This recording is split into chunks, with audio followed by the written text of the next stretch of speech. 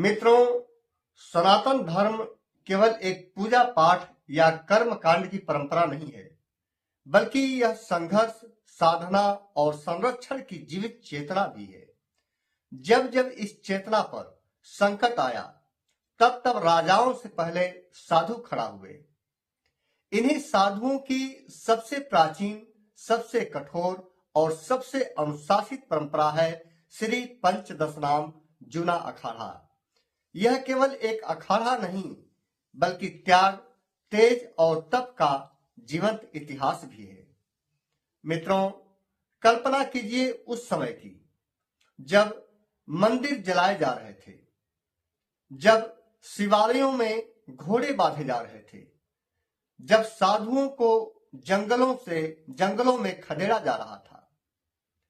तभी हिमालय की गुफाओं, शमशानों और वन प्रांतों से निकले कुछ ऐसे साधु जिन्होंने कमंडल छोड़कर तलवार उठाई। मित्रों, वे साधु वस्त्रहीन थे पर निर्भीक थे।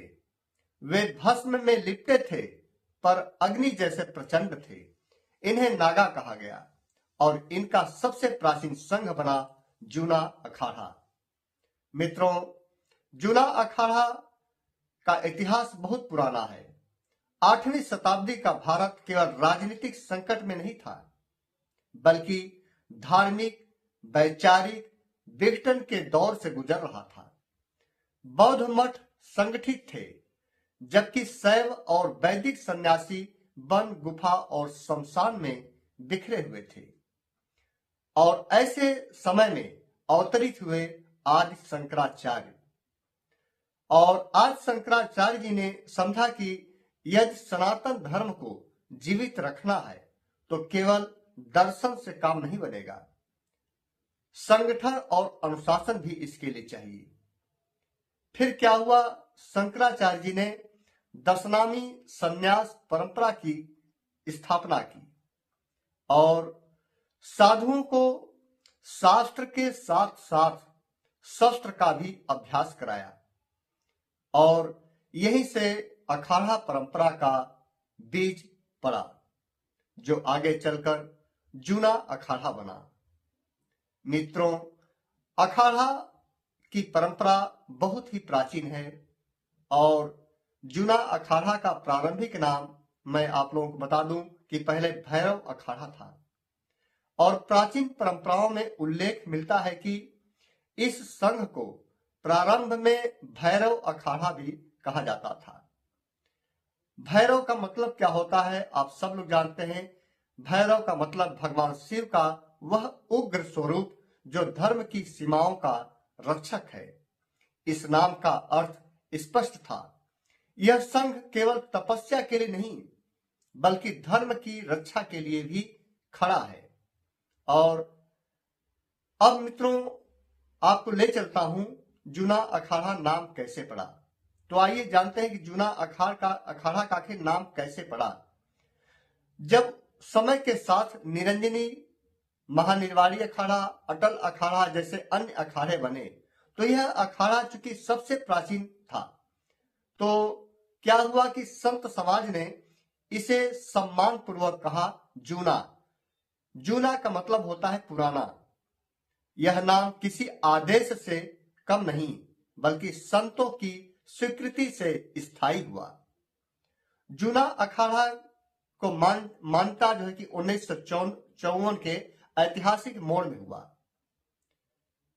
यद्यपि जूना अखाड़ा सदियों से सक्रिय था, बहुत पहले से, लेकिन आधुनिक काल में इसकी औपचारिक मान्यता 1954 ईस्वी में मिली, प्रयागराज में।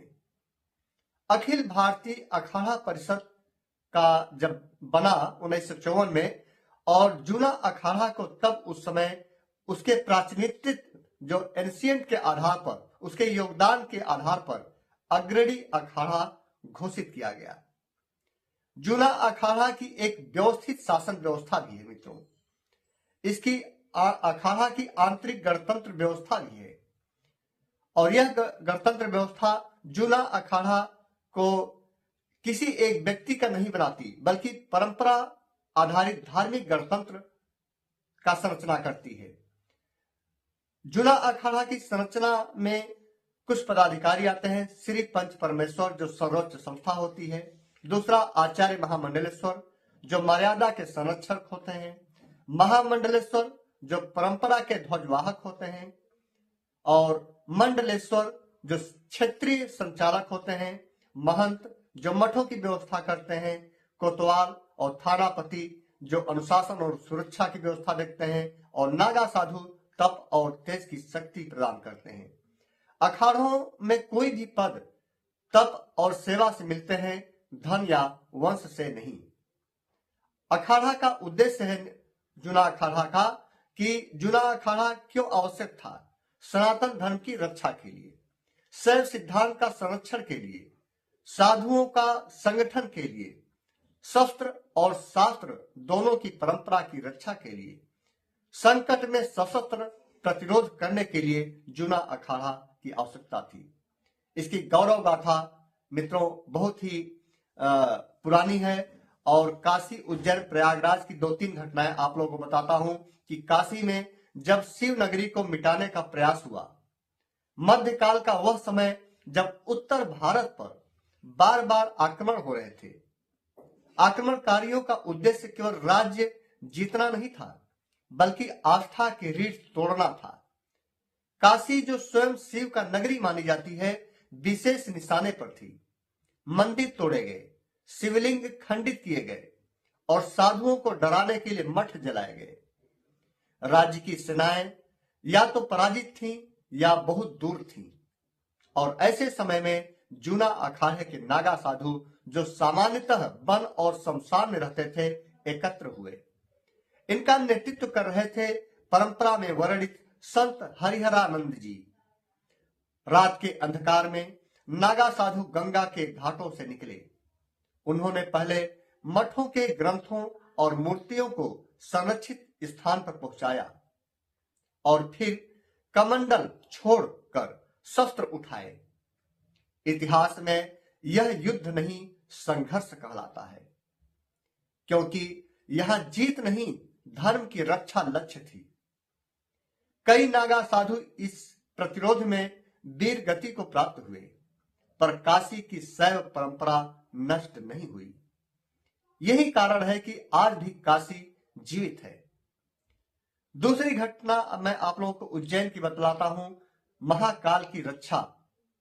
महाकाल की रक्षा शमशान से उठी ज्वाला 15वीं शताब्दी में उज्जैन पर आक्रमण का समाचार फैलते ही यह स्पष्ट हो गया कि अगला लक्ष्य महाकाल मंदिर है। आक्रमणकारियों को ज्ञात था, यदि महाकाल टूट गया तो मालवा की आत्मा टूट जाएगी। जूना अखाड़े के नागा साधु पहले ही उज्जैन पहुंच चुके थे। उन्होंने शमशान को अपना आधार बनाया, क्योंकि नागा के लिए शमशान भय का नहीं, साधना का स्थान है, और इसका नेतृत्व कर रहे थे स्वामी भैरवानंद नागा। जब आक्रमण हुआ, नागा साधु अचानक से प्रकट हुए, भस्म से लिपटे, जटाओं में अस्त्र छिपाए हुए। संघर्ष भयंकर था। कई नागा साधु का बलिदान हुआ, लेकिन महाकाल का द्वार अपवित्र नहीं हुआ। आज भी उज्जैन में कहा जाता है कि महाकाल की रक्षा राजाओं ने नहीं, बल्कि नागाओं ने की थी। तीसरा, प्रयागराज की घटना मैं आप लोगों को बतलाता हूं कि कुंभ क्षेत्र का रण और शाही स्नान की परंपरा 17वीं शताब्दी में प्रयागराज क्षेत्र केवल तीर्थ नहीं रहा, यह सत्ता, प्रभाव और नियंत्रण का केंद्र बन चुका था। कुंभ के समय असामाजिक और विधर्मी तत्वों ने साधुओं को हटाने का प्रयास किया। अखाड़ों के बीच संघर्ष बढ़ा। तभी जूना अखाड़े के हजारों नागा साधु संगठित हुए। यह कोई अचानक हुआ युद्ध नहीं था मित्रों, बल्कि अनुशासन का प्रदर्शन था। जूना अखाड़ा सबसे आगे निकला, क्षेत्र को सुरक्षित किया गया, और तभी से यह स्वीकार किया गया कि जो अखाड़ा धर्म की रक्षा में अग्रणी रहा है, अर्थात सबसे आगे रहा है, वही शाही स्नान में भी अग्रणी होगा, अर्थात सबसे आगे जूना अखाड़ा स्नान करेगा। यहीं से जूना अखाड़ा शाही स्नान का प्रथम अधिकार प्राप्त करता है। अखाड़ों में, जूना अखाड़ों में दीक्षा मित्रों लेना है तो भी मैं आप लोगों को बता दूं कि इसके कुल 4 चरण होते हैं जिससे गुजरकर आप दीक्षा ले सकते हैं। पहला चरण होता है वैराग्य का संकल्प। यह केवल मन की इच्छा नहीं होती, साधक को पहले यह सिद्ध करना होता है कि वह भोग से ऊब चुका है पर जीवन से नहीं उबा है। वर्षों तक सेवा, मौन, अल्पाहार और कठोर अनुशासन में रहकर उसकी परीक्षा होती है। फिर आता है दूसरा चरण। दूसरा चरण में गुरु की शरण, अर्थात गुरु साधक को केवल शिष्य नहीं कच्ची मिट्टी मानते हैं। भूख, अपमान, आदेश और अकेलेपन में साधक टूटता है या निखरता है, यही तय होता है दूसरे चरण में। तीसरा चरण मित्रों आता है अखाड़ा अनुशासन का। साधक अखाड़े के नियमों में बंधता है धीरे धीरे। ब्रह्मचर्य का पालन करना सिखाया जाता है, आज्ञा पालन, गुरुओं का आज्ञा पालन करना सिखाया जाता है, निजी इच्छा का त्याग सिखाया जाता है। यहां अहंकार सबसे पहले तोड़ा जाता है। फिर आता है चौथा चरण जो संन्यास और दीक्षा का दिया जाता है। श्री पंच के समक्ष दीक्षा होती है, पुराना नाम आपका समाप्त किया जाता है और नया नाम, नया जन्म होता है। फिर साधक केवल अपना नहीं अखाड़े का जीवन जीता है। नागा साधु कैसे बना जाता है, इसके भी 4 चरण हैं। मृत्यु के समान प्रक्रिया, पहला चरण, इसकी 4 प्रक्रिया होती है। जो पहला चरण में आपको स्वयं का पिंडदान करना पड़ता है। कुंभ या विशेष अवसर पर साधक अपना ही पिंडदान करता है, जीते जी अपना ही पिंडदान करना पड़ता है। यह घोषणा होती है कि मैं समाज के लिए मर चुका हूं। फिर आता है दूसरा चरण, कठोर तपस्या। हिमालय, वन या शमशान, जहां शरीर टूटे और मन बचे, वस्त्र, सुविधा, पहचान, सब कुछ त्याग करना पड़ता है। और उसके बाद आता है तीसरा चरण, बहुदक व्यवस्था। यह अंतिम परीक्षा होती है और साधक अकेला घूमता है, कोई पहचान नहीं, कोई सहारा नहीं। फिर आता है चौथा चरण जो कुंभ में नागा दीक्षा, कुंभ में साधक दिगंबर होकर स्नान करता है। यही उसका नागा जन्म होता है, नागा के रूप में साधु जन्म लेते हैं। अब वह किसी समाज का नहीं, केवल धर्म का रक्षक माना जाता है। मित्रों, अंत में बस इतना और कहूंगा कि जूना अखाड़ा अतीत नहीं है, यह वह अग्नि है जो हर युग में सनातन की रक्षा के लिए प्रज्वलित होती रहती है। जब तक जूना अखाड़ा जीवित है, सनातन जीवित है। इस तरह से मित्रों, जूना अखाड़ा का संपूर्ण इतिहास, पौराणिक कथा, उसकी उत्पत्ति और उसकी गौरव गाथा को आपने सुना। अब अगले चरण में, अगले वीडियो में मैं मित्रों लेकर आऊंगा निरंजनी अखाड़ा, जिसके इसमें महामंडलेश्वर हैं कैलासानंद गिरिजी महाराज।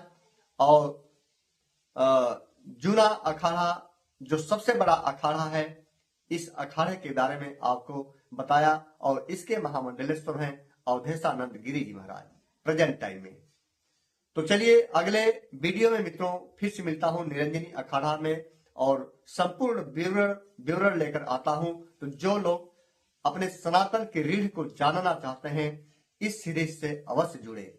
जय सिया राम।